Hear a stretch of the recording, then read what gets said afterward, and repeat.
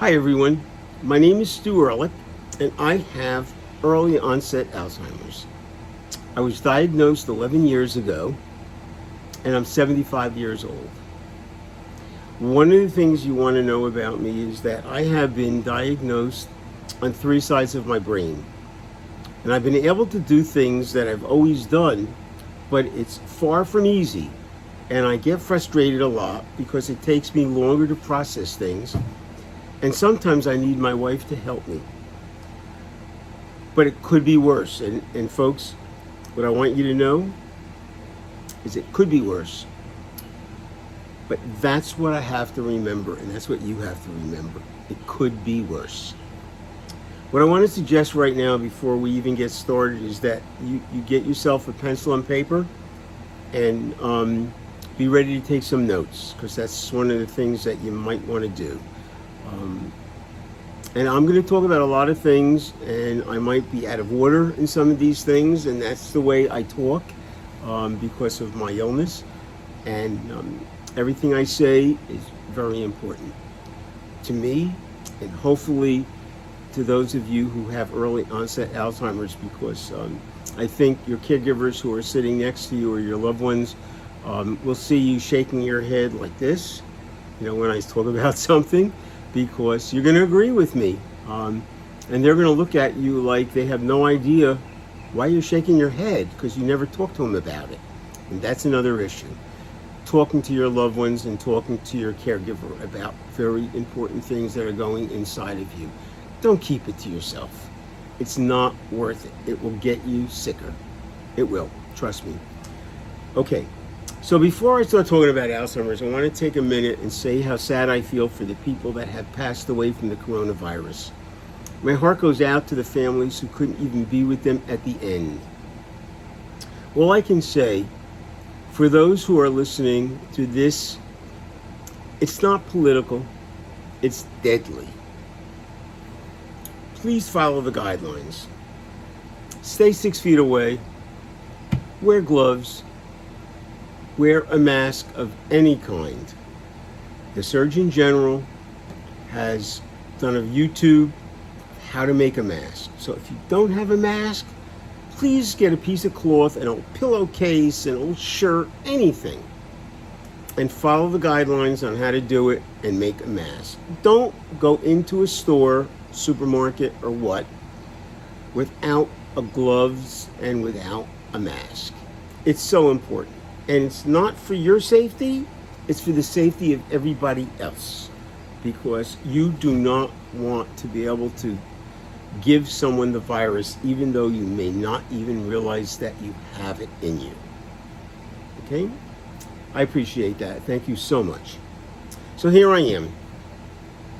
One of my big issues right now from the beginning after being diagnosed is I couldn't find anything or anyone that can help me deal with this issue. It's a scary illness, and you'll know when you get diagnosed what it feels like. It's scary. I made a decision then I was going to do something about helping people with early onset Alzheimer's, and I'm working on it. The reason I tell my story on YouTube than any other social media site is I see so many people trying to tell me how to cure Alzheimer's or how to get better. And you can't. You can't cure it, you can't get better. It's there. Accept it. Okay? Please. How should I eat better?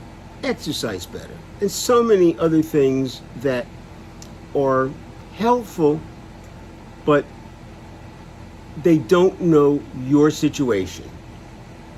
You know your situation, your caregiver knows your situation. And the best thing is, none of these people have Alzheimer's. Okay? So, what can I tell you? You have to do what you need to do, but you're hearing it from the horse's mouth. Okay? But what I want to accomplish is to speak to you and to be able to tell you about my journey and how I've progressed over the years listening to my doctor and doing what I need to do to get where I am today. 11 years. Okay. So I'm not a doctor, I'm not a neurologist, I'm not a caregiver, nor I am someone who has a magic pill. Instead, I'm someone like you, a friend or a loved one that's dealing with early onset Alzheimer's. I have it. I have been in the Alzheimer's business for 11 years now, so I want you to know I'm the real thing. I might not talk like other speakers that you listen to on YouTube, but I'm talking from the heart, and I'm talking from what I've experienced. And for those of you who have early onset Alzheimer's, or for those of you who have never gotten diagnosed, it's important to deal with it and do it and take care of it. I lived in New Jersey for most of my life, actually all my life until last February, when I moved to Florida. It became harder and harder to live up north for me. The stress, the anxiety, overwhelming and irritability, as well as a hectic pace. I just couldn't take it anymore. So I was on complete overload and I was falling apart. So I just made the move. Listening and seeing me, you might not believe I have Alzheimer's, but I do. That's why I chose YouTube. So you can listen and see me. It's so important for someone with a memory loss to see and listen to people speaking, because it's harder to retain information by just listening. We can shake our heads now. That's true, yes. So you might be thinking, how can this guy have Alzheimer's? He makes sense when he talks. He doesn't repeat himself much. And he certainly looks fine. And by the way, looking fine, let me show you my shirt. This is my birthday shirt that I got for my grandkids. Okay?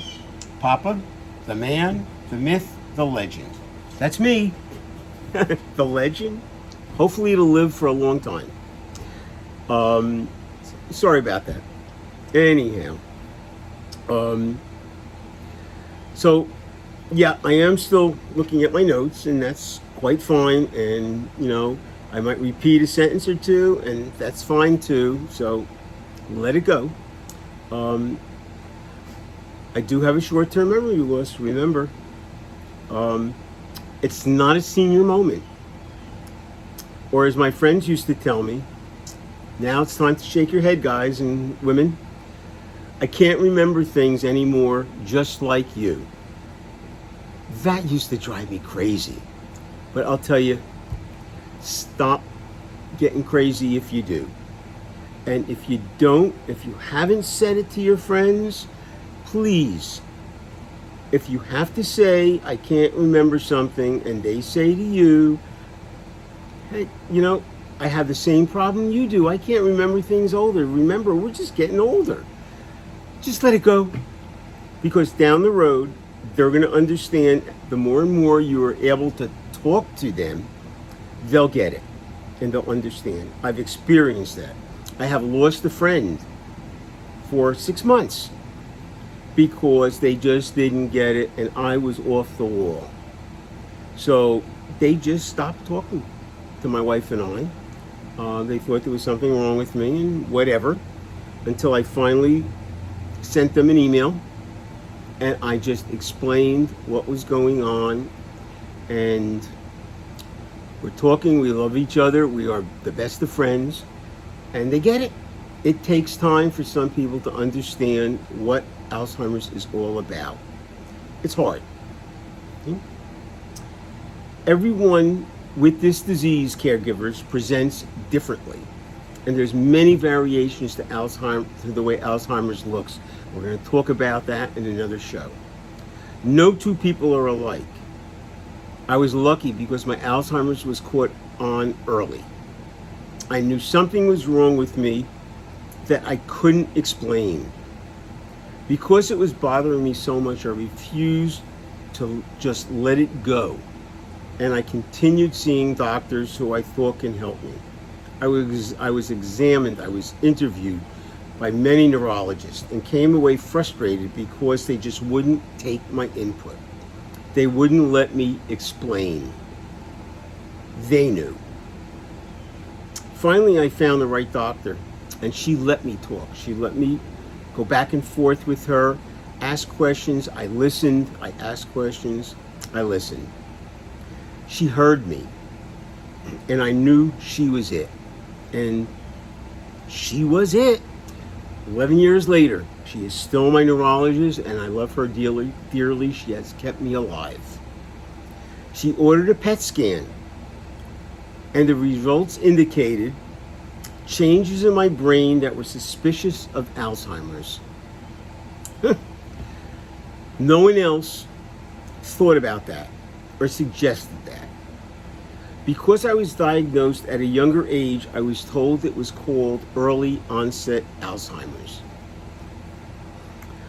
Of course, I went home shocked by what I heard. I was upset, scared, knowing something about Alzheimer's.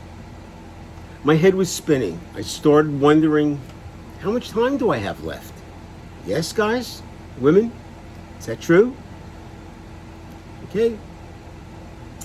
What it would feel like not knowing who I was. That's another so scary thought.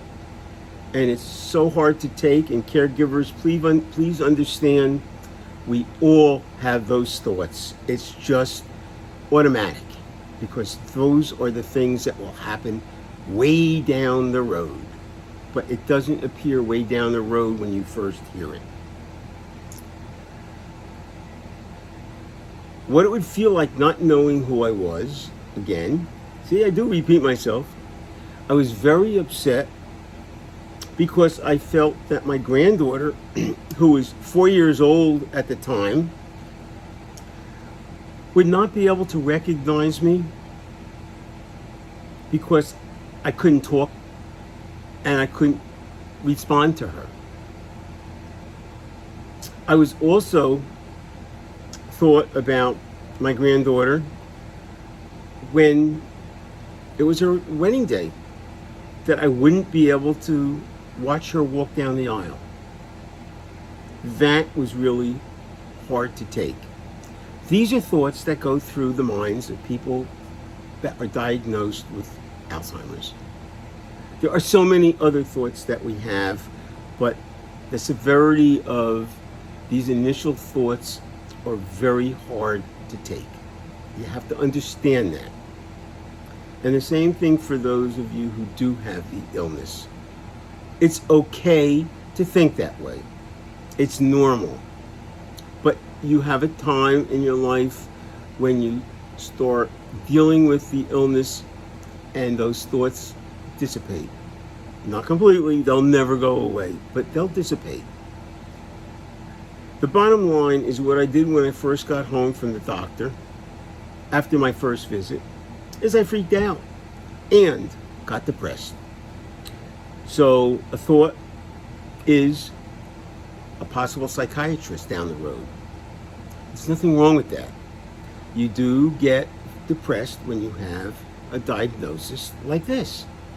So that's something to think about. I'm not saying you have to do it, it's something to think about. Okay? My next appointment with my neurologist, she talked about the importance of treating the illness. She explained she was hoping to slow down the progression, so she prescribed medication and I was on my way. I see her every 6 months religiously, and we talk.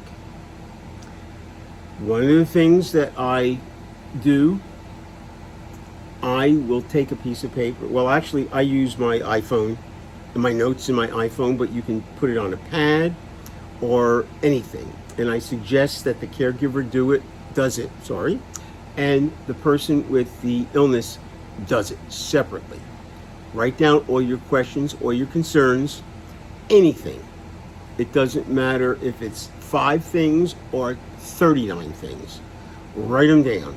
It's something that's important to you. Caregivers will be writing things that you won't be writing. You'll be writing things that the caregivers won't be writing. And that's what's so good about being able to talk openly.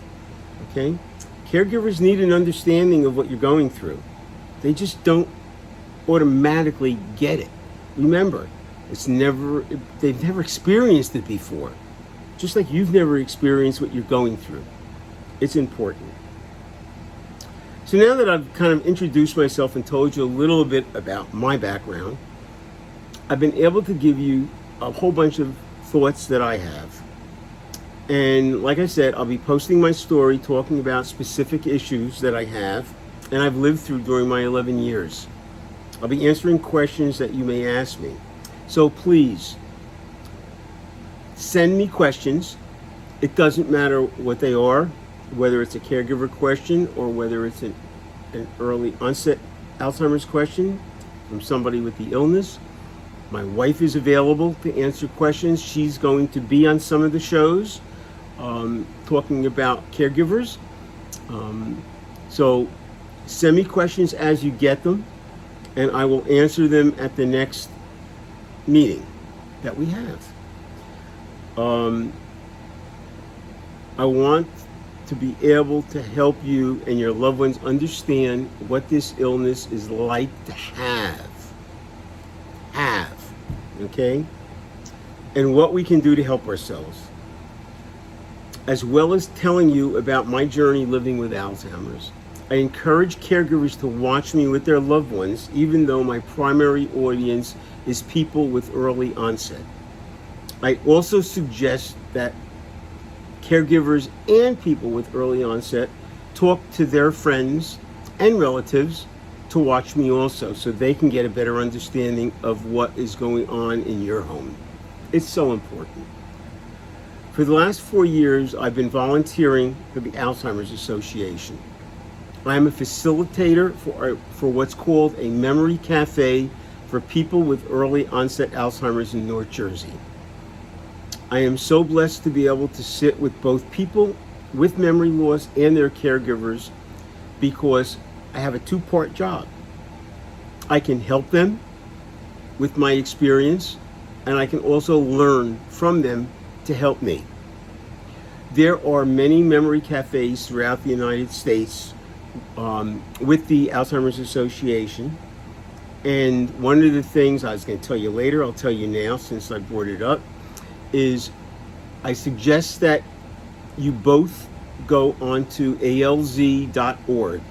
It's the Alzheimer's website, Alzheimer's Association website, alz.org. And it is got tons and tons of all kinds of information for both the caregiver and the person with the illness. It's a great website. Next week, I'll give you their 800 number if you don't find it on the website before I give it to you. It's a helpline. And again, you can call the helpline anytime you want and tell them what the issue is that you're having. And they'll direct you to somebody, or they will have somebody call you. It's a great, great site. Okay, moving on. There's something I want to tell you now about terms, words. And before I end today, I want to tell you the difference between early stage Alzheimer's and early onset Alzheimer's. So if you go to a neurologist and the neurologist diagnoses you with either of those two, early stage or early onset, there's a reason. So I'm going to do this slowly in case you want to write it down. Early onset Alzheimer's, which is what I have. It's defined as someone who is diagnosed before the age of 65. Okay? I was diagnosed at 64. So I'm considered early onset Alzheimer's. I'll say it again. It's defined as someone who is diagnosed before the age of 65. Early stage Alzheimer's is the second one. And that's defined as someone who is in the beginning of the disease when the person is beginning to have memory problems, short-term memory problems, and other symptoms are there also. So anybody that's diagnosed, with memory problems after 65, it's considered early stage Alzheimer's. Now I've told you a little bit about me. I want to tell you why you should follow me and subscribe on my program. So throughout my talk, I hope you got to know me a little and heard some of my early suggestions and issues. For those of you who haven't gone to a neurologist yet, for whatever reason, please go. That's the one way you're going to find out what's really going on with you. Some of you might find out that it's just a senior moment. God bless you. So it'll be a big relief and you'll know what's going on. Some of you will find out it's a little bit more serious. Okay?